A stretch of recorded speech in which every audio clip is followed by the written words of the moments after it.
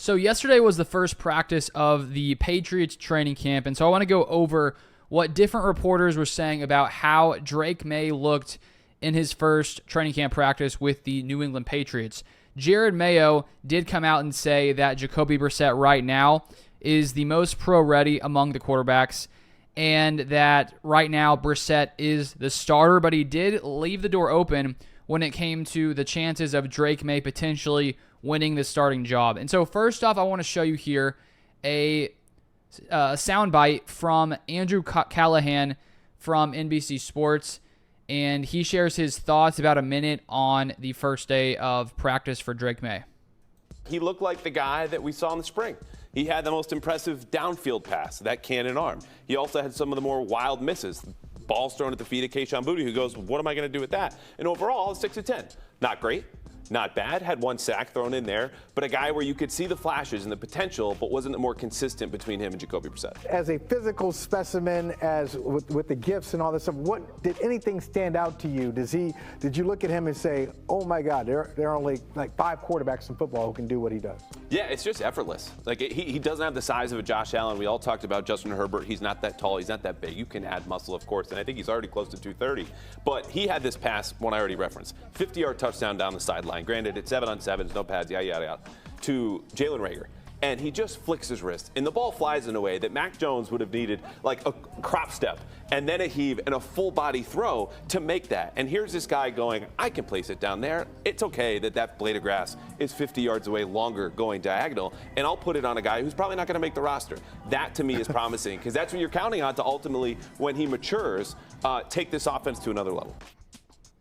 And then the other reporter I want to share is from ex-Patriots QB Scott Zolak on 98.5. He said this: we're going to watch practice, and it's going to look like Maye is better. The problem is how he handling everything else. How's he handling everything else? How's he handling the play call, personnel groupings, calling the play, getting it out?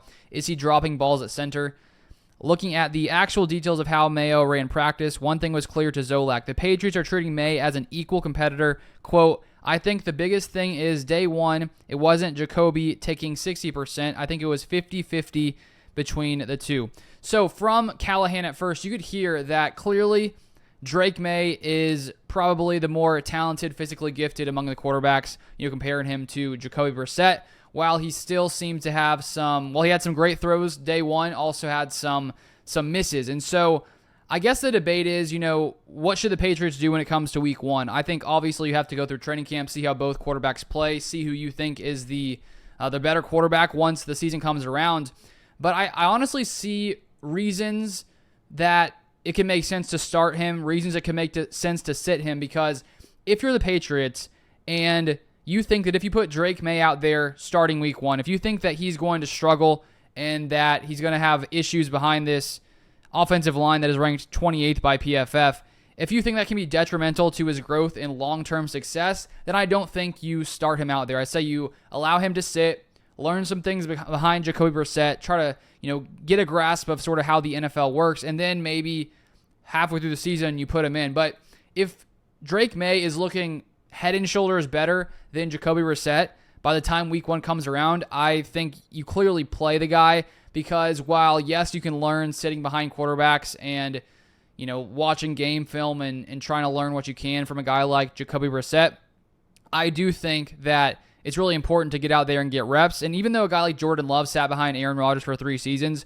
you look at last year, Jordan Love earlier in the season was struggling, and he had to go through a rough patch before he was able to finally get things figured out. And by week 9 or 10, Jordan Love started playing at a much better level. And I think sometimes you need to go and get those reps and play in live game action to know the kind of improvements you need to make and where you need to improve your game.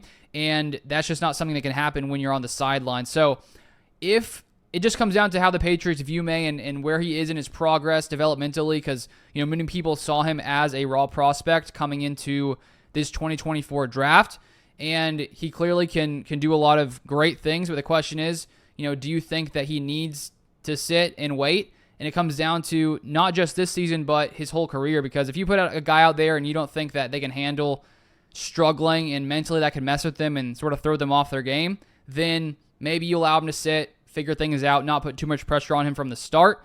But on the other hand, I see why, you know, you want your guy out there figuring things out, especially, with the Patriots. It's not like Aaron Rodgers is ahead of Drake Maye. That would clearly be different. It's Jacoby Brissett, who has had a fine career, as a backup quarterback, lots of different places. 51 touchdowns, 23 interceptions, started a lot of games as well. But 85.3 passer rating.